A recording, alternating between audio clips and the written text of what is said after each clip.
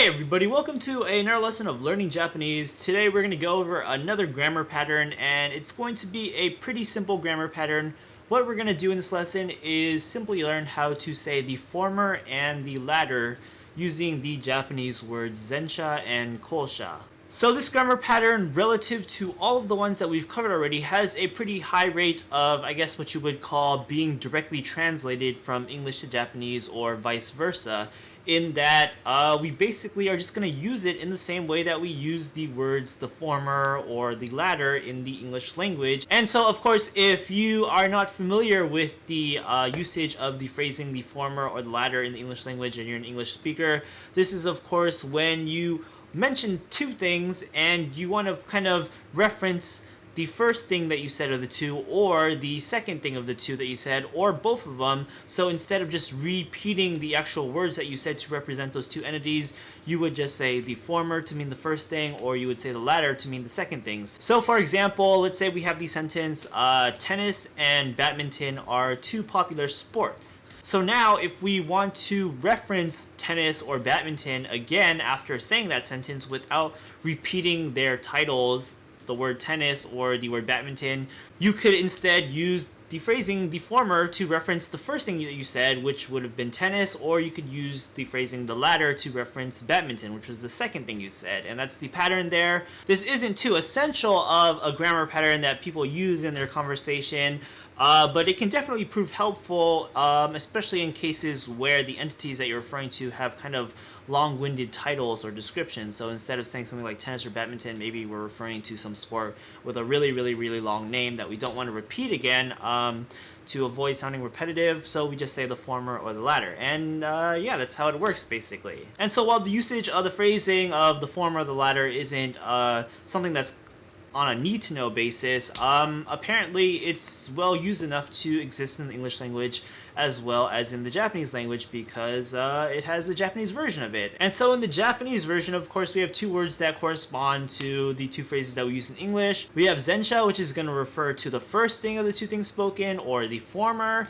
Then we have kousha, which is going to refer to the second thing of the two things spoken, which is going to be the latter. And so basically, if you just take a look at their kanji, we can see that the first kanji in both of the words are indicative of this kind of pattern, because the zen in zensha is going to mean it's going to translate to something along the lines of before, so the thing that was said before. Then kousha, the ko in kousha is going to be the kanji that basically means after, so the thing that was said after. So the before and the after. Then we have the second kanji in both of them, which is just sha, and that is just going to mean things. So basically what they're literally translating to here is the before thing and the after thing, which is very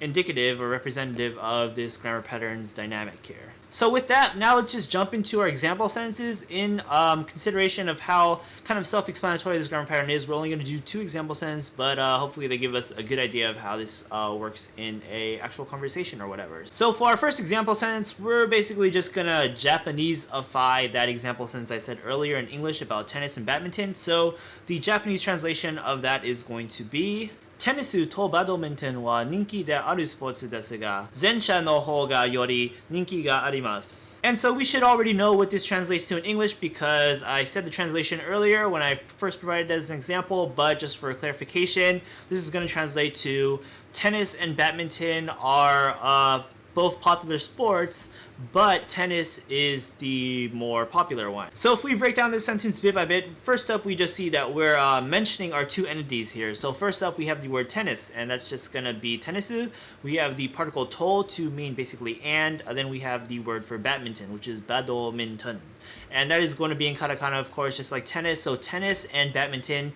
There we go. Just from the start of the sentence, we have our two entities, and these are going to be the things that are going to be referred back to when we say kousha or zensha. Continuing on with this first part of the sentence, we're basically just going to say something about those two entities. So we have the phrasing wa ninki de aru spotsu. And so what this is just basically particle wa marking the two things as the topic of the sentence.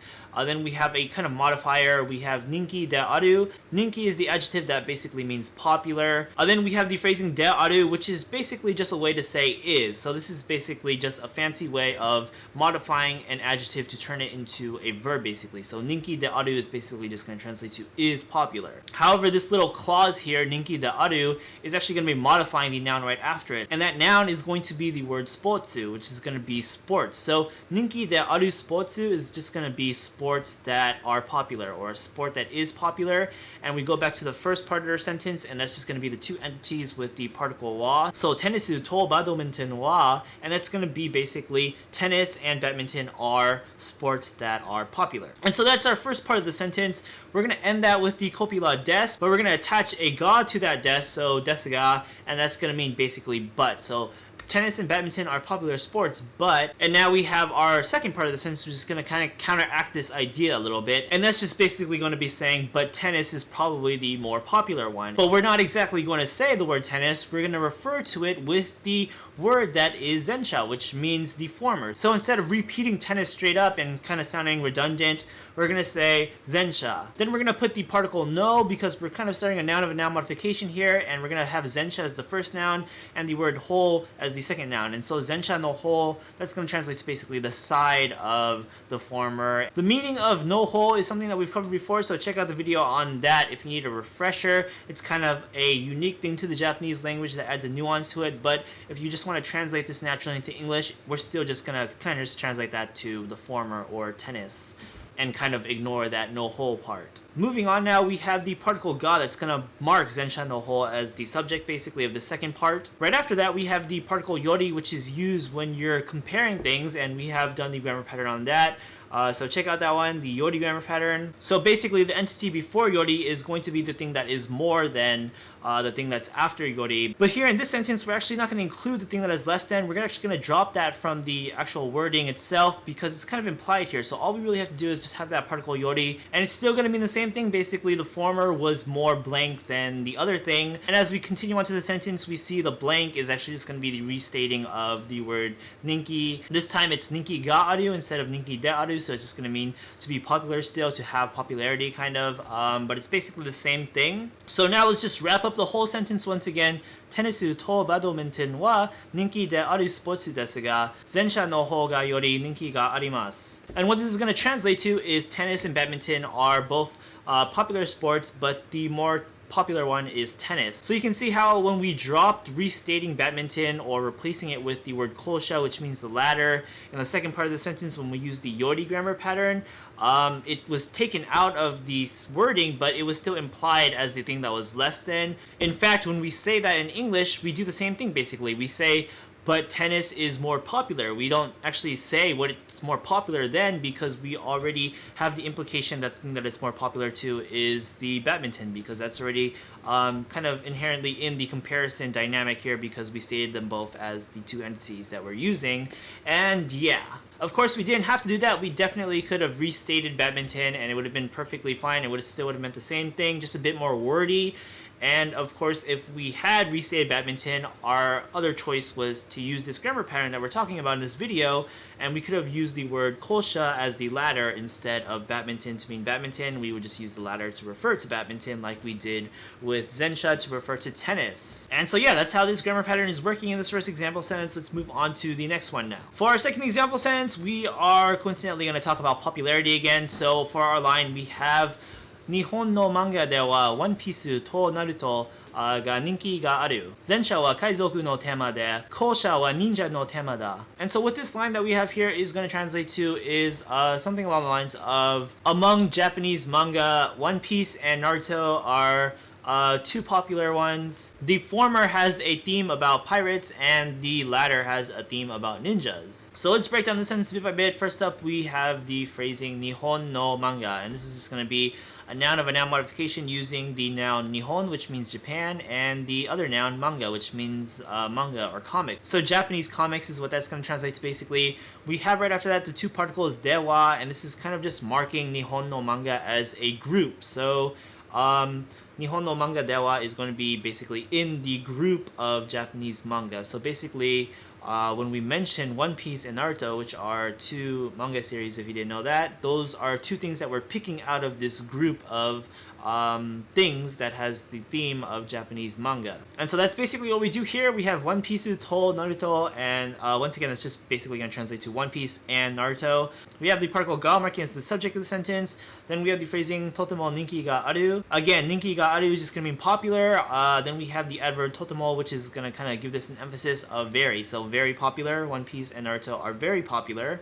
And that's actually going to be the end of the sentence, but that's just going to be our first sentence of two sentences in this example, because we are now going to use kousha and zensha in a sentence that is going to refer to entities that were said in the sentence before it. And so in this example sentence, we're actually going to use both words, zensha and kousha. So let's start with zensha, because that's usually what you do. You're going to talk about the first one first if you're going to talk about both of them. So yeah. So first up, we have the word zensha, which means the former. So this is going to be referring to the first thing that was said of the two, and the first thing of the two was One Piece. So we have the particle wa, of course, marking zensha as the topic of the sentence. Then we basically describe zensha because we marked it as the topic. So zensha wa kaizoku no tema. And so this is basically just going to translate to the former has a theme of pirates. Kaizoku is going to translate to pirates. We have a noun and noun modification with the particle no right there. Then we have the word tema, which is going to translate to theme. It's the katakana form of the word theme, basically. And so zensha wa kaizoku no tema is going to translate to the former is based on pirates, has the theme of pirates, is about pirates, whatever. And we're not done with the sentence here, because we also want to say a corresponding thing about the kousha, which is the latter. So we're going to connect what we just said to what we're about to cover. So we have the particle de, and this is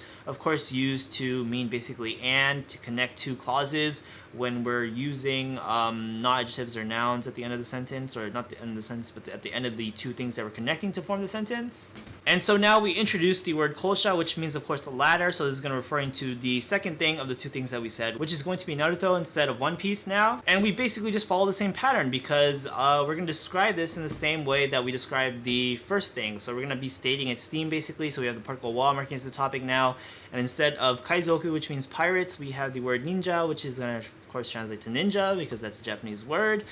We have the noun of a noun modification again with the particle no. Then we have the word tema again, which means theme, of course, and this time instead of the de afterwards, we have the copula da, because this is the end of the sentence and we basically said what we wanted to say. And so once again, this line is going to translate to within Japanese manga, or in Japanese manga, two popular series, or two very popular series are One Piece and Naruto. The former is based on pirates and the latter is based on ninjas. Nihon no manga de wa One Piece to Naruto wa totemo ninki ga aru. Zensha wa kaizoku no tema de, kousha wa ninja no tema da. And so yeah, hopefully this example and the one before it gave a pretty good, somewhat self-explanatory guideline to how to use this grammar pattern. Is very, very, very similar to just using the former and the latter in the English language. Probably the last thing to note here is the one difference that I can immediately come to mind, or can immediately think of, is that we're not going to be able to use the word former and latter, or the Japanese versions of those, zensha and kousha, as adjectives as you would in English. So for example, in English, someone might say the latter part of the event, which would of course mean the second half of it, or the latter half of my life. You can't do that in Japanese. You can't really say something like kousha no jinsei, in that jinsei means life. That wouldn't really naturally translate to the latter half of my life, because the Japanese language uses the kanji system, so they actually have basically separate words for all of those instances, and whether you want to say the latter part of a life or the latter part of an event or something, there's different words for that. So for example, the word kohan is actually going to translate to basically the second half or the latter half of something, and the word kohansei is actually going to translate to the latter half of one's life. And there's probably a bunch of other words depending on what latter half of something you want to talk about in Japanese that even I'm not aware of. So yeah, basically just know that you can't necessarily use kousha and zensha as adjectives because, as I said in the beginning of this video, when we look at the kanji, the second kanji in both of those words is actually the sha or mono, which is basically going to translate to thing. So it's basically the latter thing or the former thing, and that's basically going to be referential to actual entities that you've already said, so can't really use those as adjectives. So yeah, but other than that, pretty much everything else about this grammar pattern is pretty self-explanatory and identical to just the usage of the former and the latter. Not sure how much you personally use that phrasing in English, so not sure how much you'll be able to use this in Japanese. But of course, there's always the possibility of it showing up in a conversation or something that you encounter, so it is definitely good to know. And with that, that's basically going to complete our video lesson for today. And we learned how to say something new in Japanese, so consider your day successful.